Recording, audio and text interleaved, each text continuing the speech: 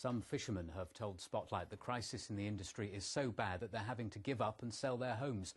The Cornish fishing port of St Mawes is the latest to be hit by the sudden closure of fisheries. The Marine Management Organisation has told skippers they won't be able to catch a number of species until after the new year. Our environment correspondent Adrian Campbell has the latest. These fishermen have time on their hands at the moment, and they're blaming the Marine Management Organisation for most of their problems rather than the recent bad weather.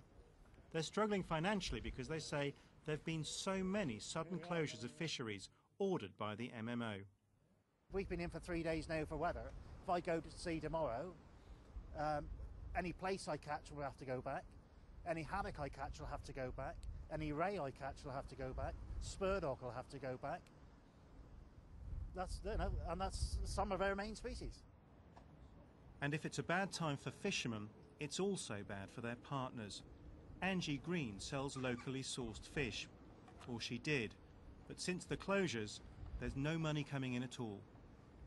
What do you think of the MMO? Don't swear at me. No. I think they're creating a lot of misery. There's people sitting behind in their warm, cosy offices, behind their desks, and they're just creating nothing but misery. The MMO says the recent closures of key fisheries is a last resort measure. It says it's trying to gather views from within the industry about what to do next. The Fisheries Minister says this has been an unusual year.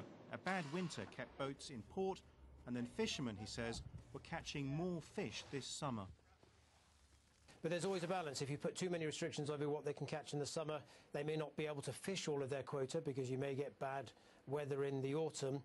But if you don't put sufficient restrictions on, sometimes you have to close these fisheries early, and that's what's happened in this case.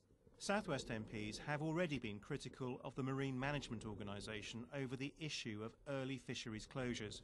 Today, one MP who first voiced concern 18 months ago told us things are now out of hand. You could have fishing families who are bankrupt by Christmas.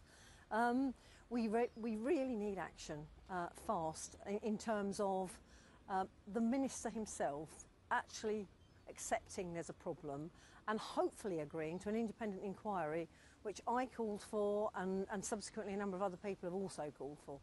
The fishing fleet here in St Mawes is much smaller than it used to be, say, 10 or 20 years ago. And the fishermen we've been talking to today say now they really do fear for the future of the industry here. Adrian Campbell, BBC Spotlight, St Mawes. Military experts are to examine